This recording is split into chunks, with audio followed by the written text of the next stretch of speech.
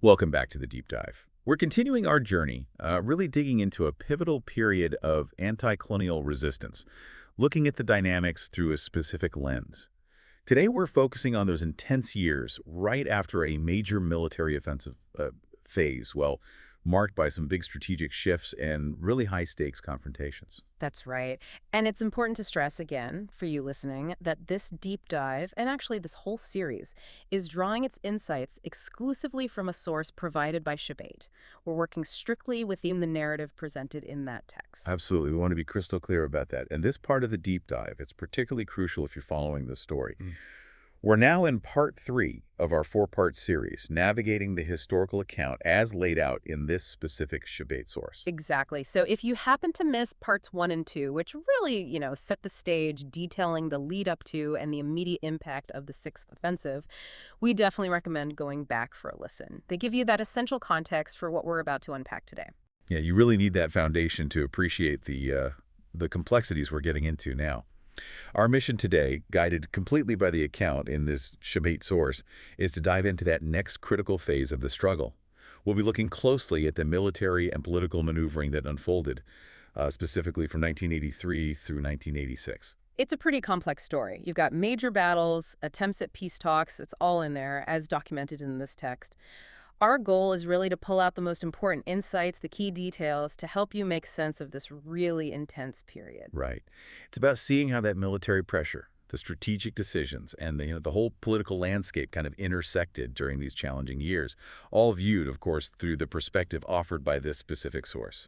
And why should you, the listener, care about these details? Well, understanding these dynamics, how a resistance movement adapted, how a larger power reacted to setbacks, how peace efforts played out, it offers some really crucial lessons, doesn't it? It really does. Lessons about resilience, about strategy, about the nature of these long, drawn-out struggles, especially when facing what seems like overwhelming odds. It's history, but with real relevance for understanding conflict today. Okay, let's really get into the account presented in this Shabait source. Okay, so picking up the narrative where the source leaves off after the Sixth Offensive, an offensive that the source specifically says resulted in heavy political losses for the Dergue regime. Heavy political losses. That's interesting phrasing from the source. It emphasizes that, suggesting the impact wasn't just military casualties or lost ground, but something more fundamental, maybe hitting their legitimacy. That seems to be the implication in the text, yeah. A blow to their standing, perhaps both inside Ethiopia and maybe even internationally from the viewpoint of this source. But crucially, these losses didn't lead the Dergue to, rethink or pull back. No. What was the reaction then, according to the source? Not at all what you might expect. The source states these losses actually pushed the Dergue towards what it calls suicidal and desperate measures. Wow. Suicidal and desperate. That language from the source paints a picture of a regime feeling cornered, maybe lashing out recklessly because of those earlier failures. Precisely. It suggests a desperation driving their next moves. And the source points to a really fundamental mistake they made at this juncture, a kind of self-deception almost. A miscalculation. What was it? Exactly. The source identifies a critical miscalculation. It says they were, quote, mistaking its fantasies for objective reality. Their whole assessment of the EPLF's condition after the Sixth Offensive was, according to this text, just plain wrong. Mistaking fantasies for reality. That's a strong claim from the source. What specific fantasy did they buy into about the EPLF? Their conclusion, as laid out in the Shabait source, was that the Eritrean People's Liberation Front, the EPLF, had its manpower significantly weakened, and its whole defense capability debilitated by that Sixth Offensive. Right, so they looked at an outcome the source calls a political loss for them, the Dergue, and somehow concluded that the EPLF was the one left broken. That seems like quite a leap in logic as presented here. It's the core contradiction the source highlights, yes. The Dergue suffers political losses, but believes the EPLF is weakened. And based on this flawed, maybe desperate assessment, what did they decide to do next strategically? What was the immediate takeaway for them? The logic, as the source describes it, was that they absolutely had to attack the EPLF again, and quickly. Their reasoning was that they needed to strike before it got a breathing space and the chance to reinforce. So instead of facing the reality of their own political damage or the EPLF's apparent resilience, they latched on to this false idea of enemy weakness and felt they had to act immediately. Sounds like a strategic blunder born of that desperation the source mentioned. Absolutely. And what military strategy did they come up with based on this misreading of the situation? What was the plan? Fooled by these assessments, the source tells us, the Dergue adopted a strategy of attrition. This is a significant shift, not a quick knockout blow this time. Attrition. Yeah, that's about grinding the enemy down, isn't it? Inflicting losses over time. What was the specific aim of this attrition strategy, according to the source? The aim was to weaken the Eritrean People's Liberation Army, the EPLA, through an extended engagement. The source makes it very clear this strategy was explicitly meant to achieve the goals that the massive Sixth Offensive, the Red Star campaign, had failed to deliver. If they couldn't win quickly, they'd try to win slowly. Okay, a strategic shift then. Driven by this need to act fast against a supposedly weakened enemy, but using a strategy designed for a long fight. This leads us directly into the next major military campaign described in the source, the Seventh Offensive, sometimes called the Stealth Campaign. That's right. And the source immediately points out a major difference compared to the big, flashy Red Star campaign, the Sixth Offensive. The most obvious thing, according to the source, the lack of fanfare. Less hype this time. Much less. The Sixth Offensive was heavily publicized, a huge propaganda event. The Seventh Offensive, launched around the end of March 1983, started without all that noise. That's exactly why the source calls it the Stealth Offensive. It was deliberately low-key compared to the previous push. So the name itself reflects how they presented it or didn't present it. But the source also says the tactics were completely different, right? It says they had nothing in common with the Sixth Offensive strategy. That's a really strong statement from the source, yeah. It emphasizes a total tactical rethink. While the Sixth Offensive was about hitting everywhere at once for a short burst, the Seventh Offensive used, quote, tactics of feinting and stealth, of mounting a concentrated attack in one place and then changing the thrust to another. Okay, feinting, shifting the attack point, that sounds much more fluid, maybe unpredictable, trying to keep the EPLA guessing, perhaps, not letting them concentrate their defenses. Exactly. It sounds like an approach better suited to that attrition idea probe. Find a weakness, exploit it, then shift. Not just a head-on assault across the board. How long did this stealth offensive go on, according to the source? How long did it last? The source says it continued for a record 5 months. 5 months. Wow, that's a very long time for a single continuous offensive in this conflict. 5 months of these shifting, stealthy attacks. How did it finally end? Well, the source says the offensive ended because the EPLA seized the initiative. It didn't just peter out. The EPLA actively turned the tide. They seized the initiative. How? The source details the EPLA's response. It says they carried out a counteroffensive from 6 July up to the middle of August 1983. Okay, wait, let's look at those dates. The Dergue offensive started late March 83 and lasted 5 months, so until late August 83. The EPLA counteroffensive was July to mid-August 83. Exactly. The EPLA counterattack wasn't launched after the Dergue offensive finished. It happened during it. They didn't just absorb the blows for 5 months. They launched their own major push while the Dergue's campaign was still supposedly ongoing. They effectively broke the Dergue's offensive momentum by going on the offensive themselves. Right. That's a crucial detail from the source. They weren't just weathering the storm. They actively turned the tables mid-offensive. So, what was the cost of this 5-month stealth offensive for the Dergue, according to the source's account? The source puts a number on it. It states the Dergue army suffered a total loss of 25,000 troops in this offensive. 25,000. That's a staggering figure, especially when you remember they started this whole thing believing the EPLF was already severely weakened. The outcome described here couldn't be more opposite to their initial assessment. It really drives home the source's earlier point about the Dergue mistaking fantasies for reality. They thought the EPLF was debilitated, that attrition would work, and instead, their own army took massive losses over 5 months. What does this outcome signify, according to the Shabait source? Well, based on this account, it strongly suggests the Dergue strategic thinking was deeply flawed, right? Based on wishful thinking, not the situation on the ground. And it shows the EPLF, far from being crippled, could handle a prolonged, tricky offensive and then hit back hard, inflicting huge losses. Yeah, it signifies the resilience, the adaptability of the EPLA as portrayed here. They could handle the new stealth tactics and ultimately seize the initiative, turning the situation despite the Dergue assumptions. Okay, so the 7th offensive fizzles out in late 1983 after costing the Dergue heavily, halted by that EPLA countermove. The source then tells us the next stage was characterized by the EPLA's extensive counteroffensive, starting in early 1984. This sounds like the momentum has really shifted now, with the EPLF taking the lead. It certainly sounds that way in the source's narrative. This phase, kicking off in early 1984, is described as a continuation and intensification of the mobile and guerrilla operations conducted behind enemy lines. So they weren't just defending or launching specific counterattacks anymore. They were proactively taking the fight to the Dergue, expanding their offensive actions deeper into enemy territory. A move from reacting to setting the pace, then. Focusing on those mobile and guerrilla tactics, but scaling them up, intensifying them. The source gives some specific examples from early '84 that really illustrate this. It does. A key one mentioned is the EPLA attack on Dergue forces in Tessenai and Alihaider. That was January 15th and 16th, 1984. And the result wasn't just a raid. The source reports that the two towns came under EPLA control. Taking and actually holding towns like Tessenai and Alihaider, that suggests a step up from just hit and run, doesn't it? It implies the EPLA could now take on Dergue forces in more conventional fights for territory, according to this account. Then the source moves to the Northeast Sahel front. Yes, targeting something called the Wuka Command. On February 22nd, 1984, the EPLA attacked regime forces there. And the source notes these forces had been dug in on that front for 5 years. 5 years entrenched. That suggests some pretty serious fortifications.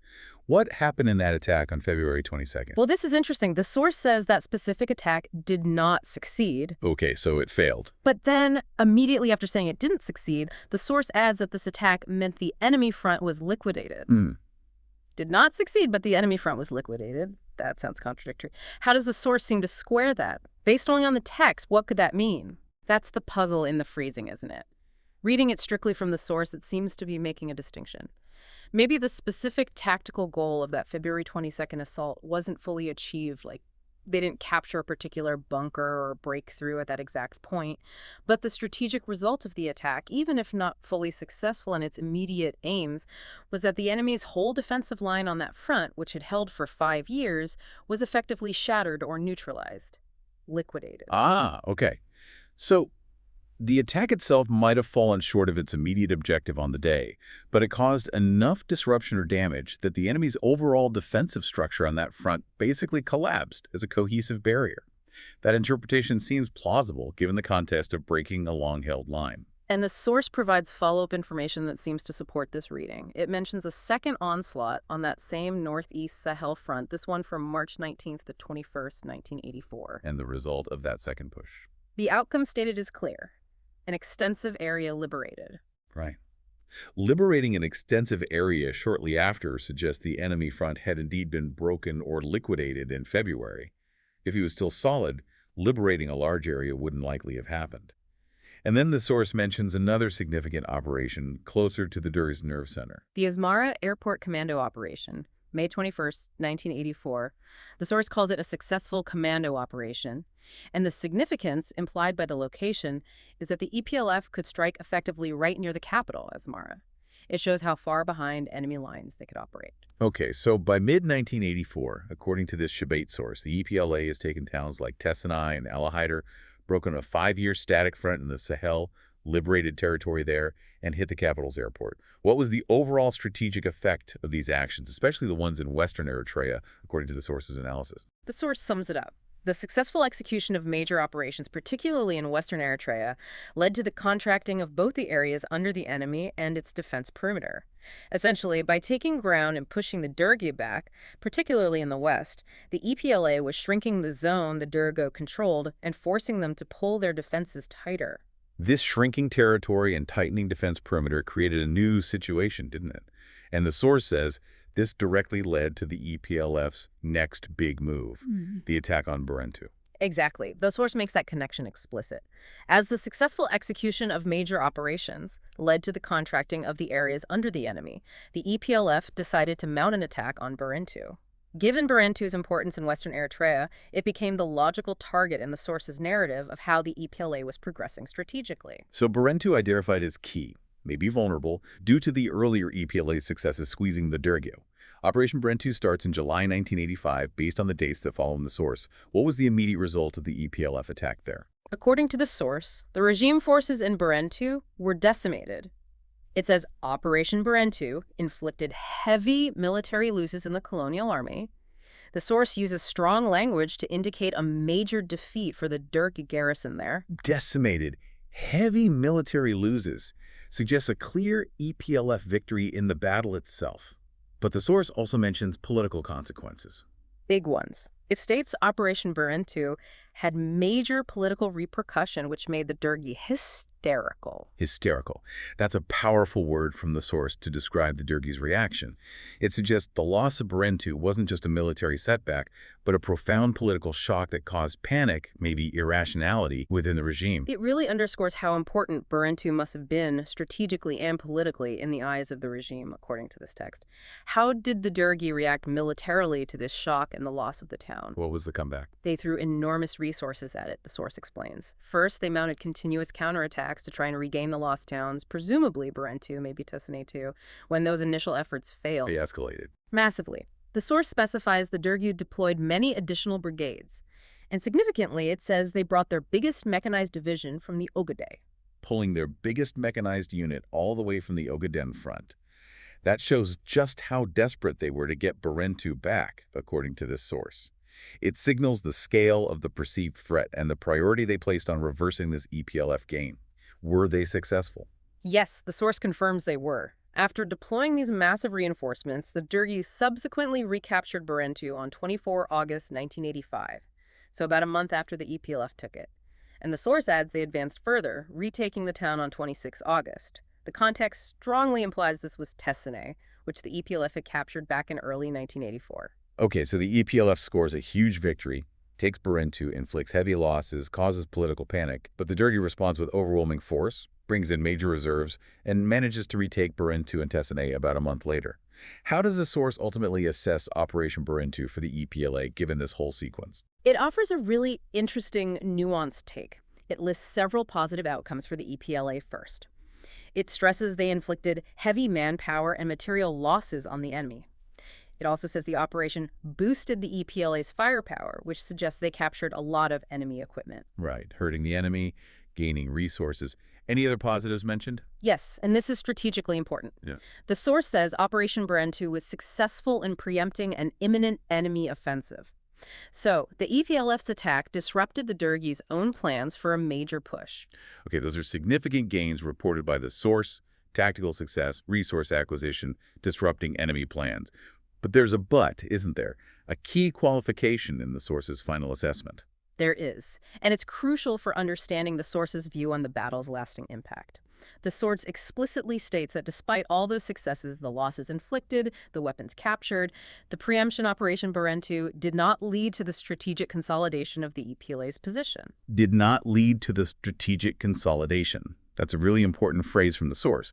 It means, even though it was a big win in many ways, it didn't allow the EPLA to secure their gains firmly enough to prevent the Dergue from eventually taking the territory back. A powerful blow, yes, but not one that fundamentally shifted the strategic map long-term at that specific moment, according to this text. Exactly. It highlights the tough reality of this kind of protracted conflict, as portrayed here. Even major victories didn't automatically translate into permanent strategic shifts against a larger, though clearly struggling, enemy. Winning the battle wasn't the same as consolidating the win, as this detail from the source points out. A sobering point about the grind of this war. Okay, after Barentu is retaken by the Dergue, what's the next major military development described in the source? Well, the source says that following Barentu, the Dergue poured more troops into Eritrea. Specifically, it states they brought in 20,000 conscript of the second round of national military service. 20,000 fresh conscripts. A huge injection of manpower, presumably to replace losses and bulk up after the intense Barentu fighting. And what was the Dergues thinking now, according to the source, as they prepared for their next offensive after bringing in these reinforcements? The source suggests they fell back into a familiar pattern of assumptions. It says, assuming as usual, that the EPLA must have been drastically weakened by the Barentu battle and the Dergue's successful counteroffensive. They also seem to hope that getting Barentu and Tessane back had raised the morale of its army. That phrase, assuming as usual, is quite pointed in the source, isn't it? It explicitly links this thinking back to earlier mistakes, like before the 7th offensive. It suggests a recurring cycle of, perhaps, wishful thinking, believing the enemy was finally breaking and their own side was energized, despite the ongoing heavy costs. It certainly seems that way in this account. They interpreted their tactical success in retaking Barentu, plus the new troops, as evidence the EPLF was on the ropes and their own army was ready for the final push. So based on this assessment, the source says they launched yet another large-scale offensive. What was this one called and when did it start?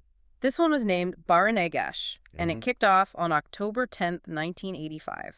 Bahre Negash, another big push, just a couple of months after the dust settled from Barentu. Yeah. How was this campaign built, according to the source? Same old story. Pretty much. The source says it was once again touted as a once-and-for-all campaign, and again, it came with that familiar, overly optimistic prediction to liquidate the EPLA in a week.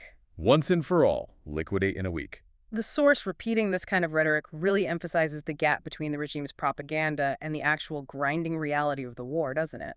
How did Bahre Negash actually play out on the ground? Did it fare any better? Not according to the source. It's quite blunt. It says the offensive got bogged down in its first phase. Basically, it stalled right out of the gate. Bogged down immediately. Yeah. But did they stop there? No. The source notes that despite this initial failure, the Dergue, who the source says had already had confidence, again highlighting that perhaps misplaced self-belief, went ahead and launched 2 more phases of the offensive. Phase 1 fails, but they push on with phases 2 and 3 anyway. Yeah. That sounds desperate. Maybe another example of those suicidal and desperate measures the source mentioned earlier, just throwing resources at a failing plan. It could be interpreted that way from the source's description. How did this Bahre Negash adventure, as the source calls it, finally end? The adventure. Interesting choice of word there from the source. How was it stopped? The source states that the EPLA launched a counterattack on December 4th, 1985, and this brought the adventure to halt. So, an EPLA counterattack again puts the brakes on a major Dergue offensive. What was the final tally for the Dergue from this Bahre Negash campaign, according to this account? The source calls it a complete fiasco and reports that the enemy lost a total of 7,000 men. A complete fiasco. 7,000 more losses. This just reinforces the pattern the source has been building, doesn't it? The Dergue launches these huge offensives based on flawed assumptions, makes grand claims, and ends up suffering significant losses without achieving their core objectives. Exactly. It paints a picture, based on this source, of a regime consistently misjudging the EPLA's strength and resilience, leading to these repeated, very costly failures in their quest for a decisive military victory. Okay, so after the Bahre Negash fiasco wraps up at the end of 1985, let's look at 1986. The source notes a change in the Dergue's activity that year. It says the enemy did not undertake any large-scale offensives. That's a definite shift from the previous few years with the 6th, 7th, and Bahre Negash. Yes, the source clearly marks this change. After the failure of that last big push, the Dergue seemed to adopt a different approach in 1986. What did they focus on instead? The source says they focused on establishing many outposts and launching only small-scale campaigns. Outposts and small campaigns. So, less concentration of force for big assaults, more dispersing troops into defensive positions and conducting limited local actions. Why this shift to a more defensive, localized strategy in 86, according to the source? The source draws a direct line from this shift back to the EPLF's actions in the preceding years. It says this defensive posture was adopted to protect its rear. Why? Because, as the source states, the EPLF strategy of extensive counteroffensive initiated in 1984 and intensified in 1985 had created a serious threat to it. That's a critical connection the source makes. Yeah. So the EPLF's success in taking ground, operating by lines in 84 and 85, the stuff we talked about earlier, actually forced the Dergue into this reactive, protective mode in 86. The failures of their big offensives, combined with the EPLF's growing reach, meant they now had to prioritize just holding on to what they had. Precisely. The source suggests the EPLF's constant pressure forced the Dergue to spread their troops thin in these defensive outposts instead of massing them for another major attack. And what was the EPLF up to while the Dergue was, hunkering down in 86? According to the source, the EPLF had been vigorously pushing and expanding its guerrilla and commando operations throughout 1986. So while the Dergue is trying to defend its rear, the EPLF was actually doubling down on the very tactics that were causing the threat. And the source emphasizes just how far-reaching these EPLF operations were becoming. It notes they were penetrating and operating in the cities and extensive rural areas, as well as areas immediately behind the enemy's front lines. Operating in cities, throughout the countryside, and right behind the front lines. That description from the source really paints a picture of an EPLF presence that was becoming pervasive, deeply embedded, putting pressure everywhere. It explains why the Dergue felt forced into that defensive posture of setting up outposts everywhere. It shows, according to the source's narrative, a strategic turning point where the EPLF's ability to operate widely and deeply effectively tied the Dergue's hands, preventing them from launching those large conventional offensives. 1986, in this account, becomes a year defined by the Dergue being pushed onto the defensive due to the cumulative impact of the EPLF's earlier successes and relentless pressure. So if we zoom out now from the blow-by-blow of 1983 to 1986, the source draws a bigger conclusion about where the war stood strategically at this point. It does. Looking at all these military developments, the source delivers a strong verdict on the Dergue's overall war aims. It states their core objectives had failed. Specifically, it says the objectives of consolidating its power, of creating and expanding an empire by liquidating by force of arms and a huge army, the Eritrean revolution and the movements of the people of Ethiopia have failed.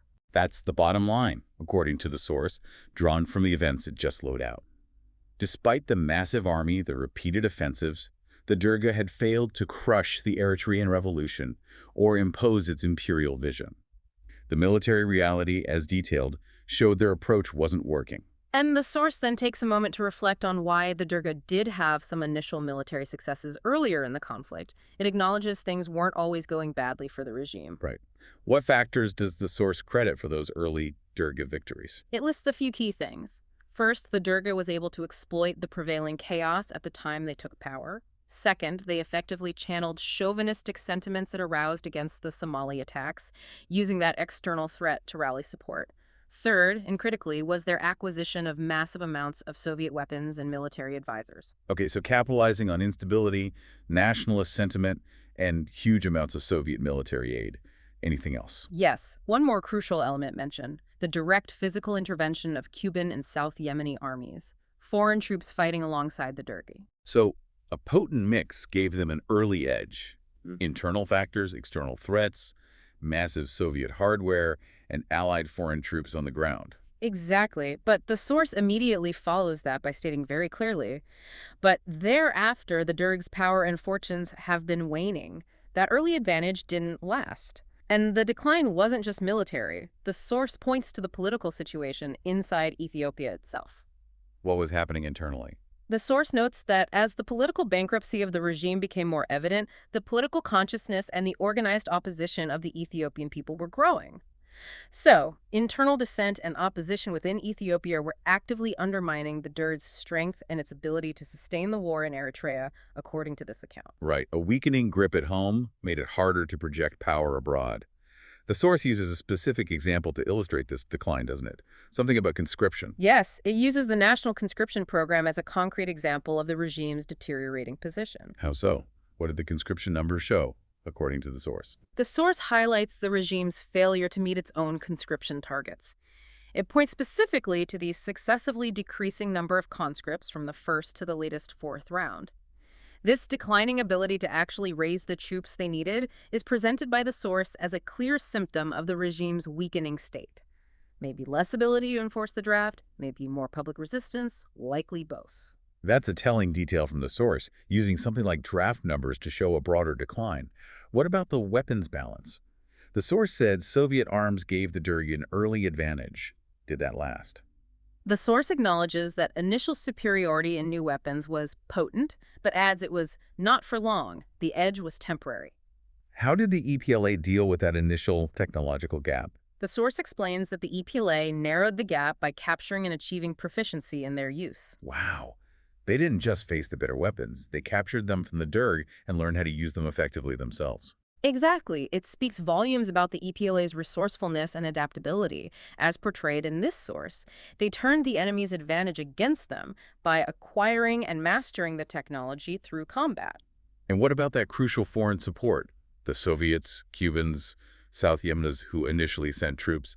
Did that continue? According to the source, no. It says these foreign powers, who had initially fielded troops, eventually realized something important. They discovered the impracticality of their plan to finish off the war in a matter of months. They figured out this wasn't going to be a quick win, despite their involvement. That's what the source states. And their reaction to this realization was key. They, therefore, withdrew or reduced their forces in Eritrea and kept low profile. They backed away from direct, large-scale military commitment. And the impact of that withdrawal or reduction on the Dergue. The source is unequivocal. The absence or reduction of their forces further weakened the regime. It explains that these foreign forces had been crucial. They had supplemented the military capability of the colonial army and filled the gaps in its resources and competence. When they pulled back, it left the Dergue's own military weaknesses more exposed. So key allies scaling back their direct involvement because they saw the war dragging on significantly hurt the Dergue's capabilities, according to the source. Were there also problems inside the Dergue army itself? Yes, the source mentions two major internal issues plaguing the army. First, the continuous deterioration in the army's morale, and second, the existence of a persistent, sometimes open at other times latent opposition within the army. Low morale and internal dissent. Those are incredibly corrosive for any military. Does the source offer any specific evidence for how bad things had gotten within the army or the regime's thinking? It does. It points to what it calls the spectacle provided by ex-officials of the regime who used to plan and applaud its actions, now publicly saying things like, the Eritrean revolution cannot be defeated military. Former insiders who used to push the war effort, now saying publicly it was unwinnable militarily. Exactly. The source presents this as a clear indication of the general state of affairs. It suggests that the military reality, the EPLF's resilience, and the Dergue's inability to win was becoming undeniable, even to people who were once deeply invested in the regime's military campaigns. That's a powerful observation from the source. It encapsulates the overall narrative here. Military failures stacking up, internal political problems growing, external support waning, morale dropping, internal dissent rising, all leading, according to this account, to a situation where even former regime figures had to admit the military solution wasn't working. It really ties together all those threads the source has been developing, painting a picture of a regime whose power and fortunes were undeniably declining during this period, as portrayed by this Shabait source. Okay, so we've covered the military ebb and flow from 83 to 86, and the factors weakening the Dergue, all based on this Shabait source. The source also makes some important points about the EPLF itself, its character, its principles, drawing lessons from this whole period. Yes, it summarizes what it sees as fundamental points proven by the EPLF through this struggle. It views the war's trajectory as validating key aspects of the organization and its approach. What were some of those key points the source says the EPLF proved? First, it proved its loyalty to the just struggle of the Eritrean people. Second, a core belief articulated here that a just struggle cannot be vanquished no matter how huge the colonial military force and that of extra force arrayed against it. That ties directly back to the source's account of those massive Dergue offensives failing. Right, connecting their survival against huge odds to the justice of their cause. What else? And third, the source states the EPLF demonstrated beyond any doubt the correctness of the military strategy it pursued. Their ability to withstand and counterattack proved their strategy was effective in this view. So, survival proved loyalty, the justice of the cause, and the soundness of their strategy, according to the source. What kind of army did the source say the EPLF built during this long, costly war? It's described as a people's army, not monolithic, but having regular regional and militia units. The source heaps praise on its characteristics, showing numerical growth, using sophisticated strategies and tactics, possessing high consciousness and morale, being well-organized, equipped, and proficient in light and heavy weapons, and also being dedicated, productive. That's quite a description, more than just a fighting force. Definitely. The source ultimately frames this army as a guarantee for the liberation of Eritrea and its reconstruction. It's portrayed as the foundation for the future. But then the source adds a very important clarification about the EPLF's overall identity, despite building this formidable military machine. What's the clarification? It's a crucial point the source wants to emphasize. The EPLF is not a militarist organization. Not a militarist organization. Interesting. What does the source define the EPLF as, then? It defines it as a democratic organization which wages an all-sided national liberation struggle. All-sided. So the source sees the military part as just one element within a broader political and social struggle led by an organization it terms democratic. That distinction seems key to the source's portrayal of the EPLF. Absolutely. And consistent with this all-sided view, the source stresses that the EPLF wasn't only focused on fighting, it highlights their efforts towards a peaceful resolution, too.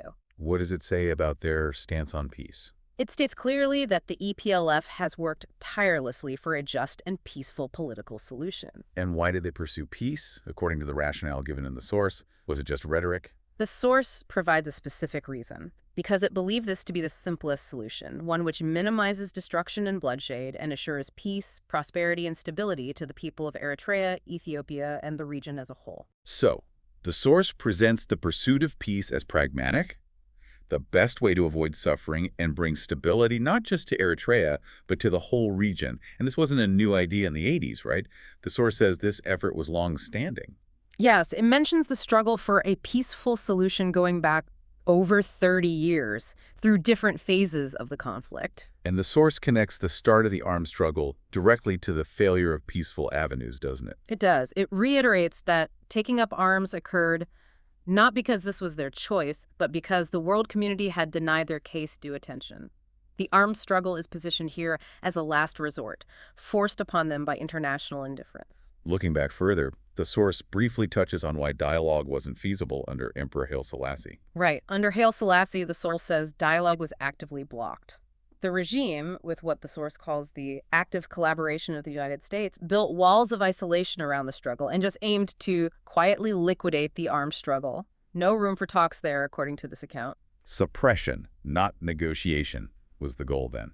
What about after Haile Selassie fell and the Dergue came to power? Did things look like they might change regarding peace talks initially? The source suggests there was maybe a flicker of hope, or at least different rhetoric. It notes the Dergue did make formally declarations about the issue early on, and a peaceful solution to the Eritrean case was one of the main slogans of the people at that time. But the source is quick to pour cold water on those early Dergue deliberations, isn't it? Absolutely. It states that genuine peace required more than just empty proclamations and feigned acceptance of the people's will.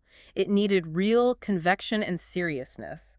And the source's verdict, the Dergue lacked that essential commitment. Lacked commitment, and this lack of seriousness doomed any early peace initiatives under the Dergue, according to the source. Yes. The source states flatly, this lack of commitment doomed any peace efforts, and the peace maneuvers it carried out when it first seized power ended in total failure. The perspective here is that the Dergue's talk was shallow from the outset, ensuring failure. Then the source gives a very specific, detailed example of later talks in 1977-78, which it judges extremely harshly. How does it describe those talks? It labels them fake peace talks concocted by the Soviets and directly by the East Germans. That term, fake peace talks, used right up front by the source, signals its assessment immediately. Fake. Strong word. If they weren't genuine negotiations, what was their purpose, according to the source? The source assigns two main motives. The primary one, they served as a pretext for the imminent large-scale offensive of the Dergue. This refers to the Dergue's first big offensive before the 6th and 7th we discussed earlier. The talks were cover, basically. A pretext for war. What was the secondary goal? A collateral objective was to secure the submission of the Eritrean revolution through deception and intimidation, try to trick or scare the EPLF into giving up while preparing to attack them. So the source portrays these talks as a cynical ploy by the Dergue and its allies, specifically naming the Soviets and East Germans here, to prepare militarily while trying to weaken the EPLF politically. Who hosted these talks? They were held at the invitation of the German Socialist Workers' Unity Party, the ruling party of East Germany at the time. And how many meetings were there in this series? The source says 4 successive meetings were held. It gives dates. The first starting around March 25th, 1977, and the fourth wrapping up around June 9th or 10th, 1978.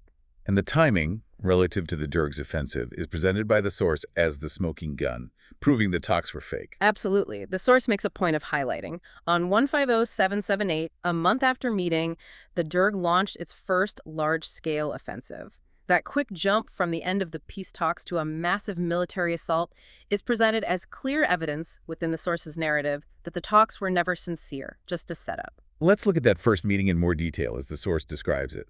What position did the East German hosts present to the EPLF? The source calls it the deception opinion. The East Germans apparently stated they affirmed the right of the Eritrean peoples to self-determination up to independence. They also claimed the Dergue has also assured us that it believes in this right. Sounds positive, but was there a catch? Yes, a big one. They immediately added, there are some in the Dergue, however, who do not accept it. And then they used this apparent division within the Dergue as the reason why talks should therefore start to resolve the case. So the source sees this as dangle the prospect of independence, claim the Dergue agrees, mostly, then use the supposed internal disagreement as the hook to get talks going. Talks the source believes were intended to deceive from the start. How did the EPLF delegation respond to this East German proposal? According to the source, the EPLF gave the initiative positive consideration. They didn't dismiss it out of hand, they decided to use the opportunity. How did they use it? They used the meeting to elaborate on the just and legitimate nature of the Eritrean case, and they assured the Germans of the EPLF's own commitment to peaceful solution and its readiness to start dialogue. Okay, so even though the source frames the whole exercise as fake, it describes the EPLF delegation engaging seriously, stating their case, and affirming their willingness to talk peace. What was the immediate result of that first meeting? The source simply says, a date was set for the next meeting. So the process moved forward, leading to those subsequent meetings over the next year or so, which, as the source emphasizes, ended just before the Dergue launched its major offensive. Right. Okay, this has been incredibly detailed. We've really worked through a dense period here, sticking strictly to the account provided in this Shabait source. We traced the military conflict from the Dergue stealth offensive and attrition strategy in '83, through the EPLA's big counteroffensives in '84, the crucial battle for Barentu and its aftermath in '85, the failure of Bahre Negash, and then that shift to a Dergue defensive posture in '86. We've tried to highlight the strategic back and forth and the immense costs involved, as described. And we also dug into those broader factors the source identifies as weakening the Dergue, the conscription problems, the morale issues, the internal dissent, how the EPLA apparently turned captured weapons to their advantage, and that crucial reduction in external support from the Soviets, Cubans, and South Yemenis. Yes, and we finished by exploring the source's perspective on the attempts at a political solution, focusing particularly on those 1977-78 talks that the source explicitly labels as fake and a pretext for an upcoming offensive.